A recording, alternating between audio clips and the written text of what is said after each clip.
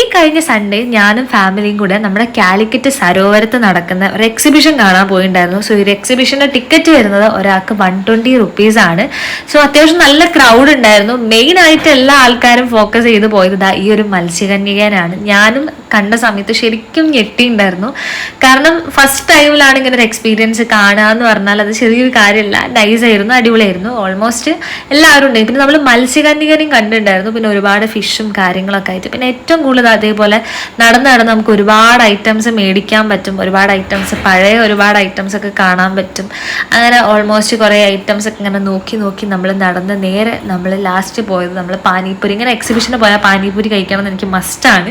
അങ്ങനെ അവിടെ നിന്ന് ഇറങ്ങി നമ്മൾ നേരെ വീട്ടിലോട്ട് വരുന്ന സമയത്താണ് നമ്മളെ കാലിക്കറ്റുള്ള കാരപ്പറമ്പ്, നമുക്കറിയാം ഉപ്പയും ഉമ്മയും മോളും കൂടെ നടത്തുന്ന ഈ ഒരു ചെറിയൊരു ഹോട്ടലിനെ പറ്റി ഓൾമോസ്റ്റ് എല്ലാവർക്കും അറിയാം. അത്രയും വൈറലായിരുന്നു ഇവർ. അവിടെ നമ്മൾ ഫുഡൊക്കെ കഴിച്ച് നേരെ വീട്ടിലേക്ക് പോകുന്നു. അത്രയേ ഉള്ളൂ. ടാറ്റ.